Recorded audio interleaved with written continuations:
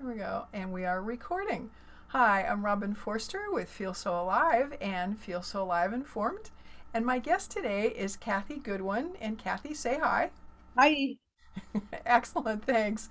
And I'm going to share a little bit about Cathy's background, and then we're going to ask her some questions and have her share with us what she does and what we can do to be better business people. Okay, Cathy is a former marketing who has lived all over North America and believes that having and telling your story gives you, the business owner, a marketing advantage. And telling your story is foundational, and telling the right story for your unique services and offers can increase your marketing effectiveness 10 times when it resonates with your ideal audience. Oh, and I'm looking down if you're wondering what's going on because I want to make sure I get this correct, even though I'm making some mistakes. Cathy is currently retired from being a marketing professor and is enjoying working with businesses who want to tell their stories. She, along with her two adopted cats, who are not good storytellers, live and work in the Philadelphia area. So, Cathy, if you would tell us a little bit more about yourself, I just did a brief reading of your bio, but tell us a little bit more about yourself. okay, well, thank you for the lovely introduction. I started online. I kind of left academia at a certain point.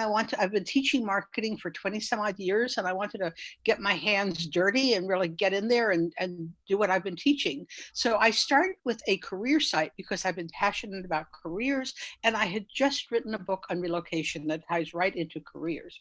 That site is still open and does get clients.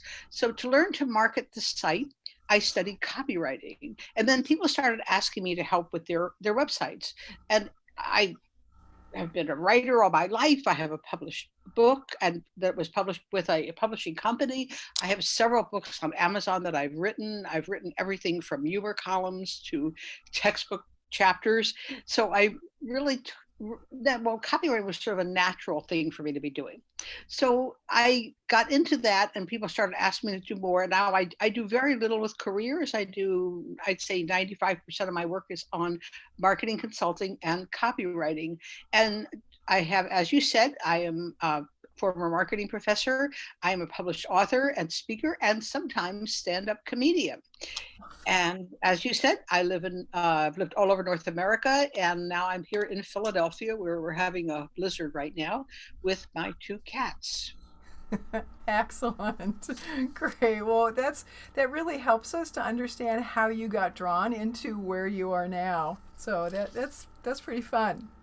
Okay, so the next question, and you've kind of answered it, but you may want to tell us a little bit more about it, is how did you get drawn into the line of work that you got drawn into? And I think you did pretty good answering that, but then how has it benefited others? Well, I like to actually get into the question when I teach storytelling and I work with clients. One of the things I do is I like to turn the question into not how did you get started, but what makes you passionate about what you do. So I encourage my clients to turn their origin story into a passion story. And I'll tell you mine. I've been working with clients over the years, and I got so frustrated because they would spend all this time trying to move forward with their marketing, their branding, strengthening their message, and planning, identifying clients, all the challenges of marketing.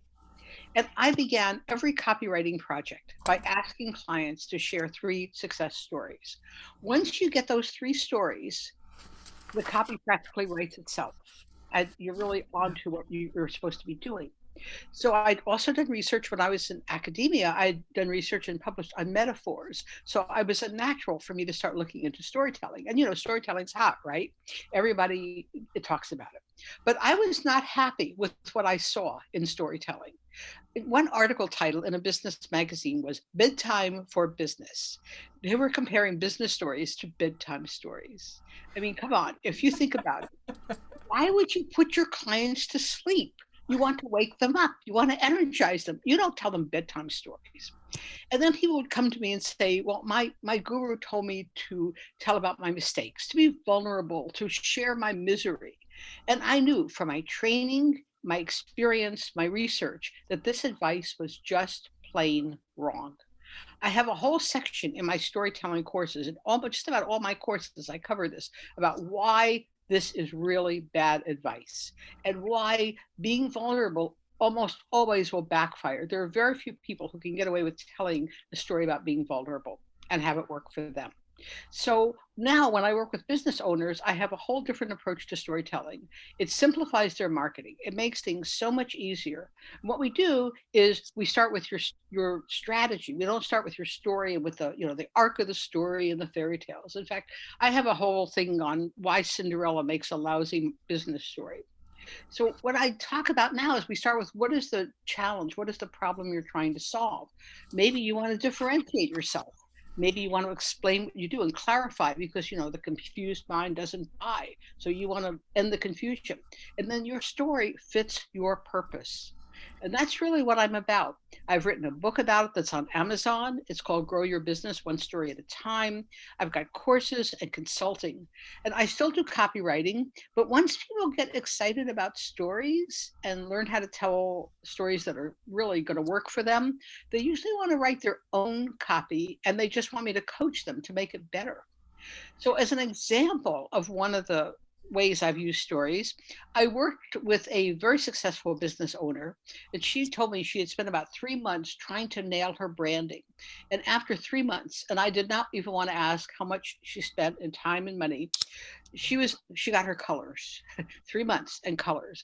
We spent 90 minutes and we nailed her brand. We set up her sales letter and we made some comments about her website, all in 90 minutes because we used a story approach. And I have a lot of clients I've worked with who came with a problem that they thought was going to be really difficult and miserable, and we'd have a painful experience working on it. And once we got the story, it got a lot simpler. It even got to be fun most of the time. So that's the way that I like to help clients. I like to keep things simple, and I like to bring in the story component, but not the bedtime story, not the fairy tale, business story. Fascinating. I had no idea. And those tips and suggestions, you probably saw me looking down and I was trying to write and take notes as quick as I could. So I'm going to have to replay this so I can get, because you're absolutely right. You're making that so simple and it can be so easy to get all kind of bound up trying to sort things out, that I really appreciate that. It's like, oh, wow. Um, and I wonder now. This is going to sidetrack us for a little bit, and I didn't even warn you that I was going to ask you this, but so just to let you know, part of what I'm looking at is that I am also into another career in this season of my life, and I was in juvenile corrections for 20 plus years and retired from that, and I'm really enjoying interviewing folks, and I'm all about health and wellness now and aging gracefully because we all are going to age, hopefully. That's the plan, that we're all going to age. And so I'm wondering, since you've done kind of the same thing I have, you've had a career for a long time, it was fulfilling, you've moved on from that career, taking a lot of those skills, but you're into a different season of your life. And can you share a little bit about what that was like, or how the storytelling fits in, because your story has changed a little bit, or something? Well, I'm actually working on my next course, which is going to be about pivoting with stories. I have a free ebook on that for people who are interested.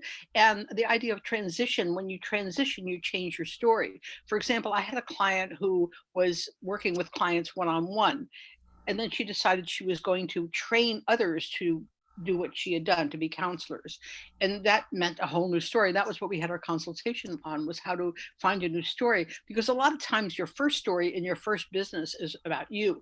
And this drives me crazy because people say, well, talk about how you solved the problem. And I always say, well, when you go to a cardiologist, does he have to have a heart attack to treat you? No, you have a story. And this, when you move on past your first business, a lot of times you need a new story. And that's one of the ways I work with clients, is by helping them find that second story.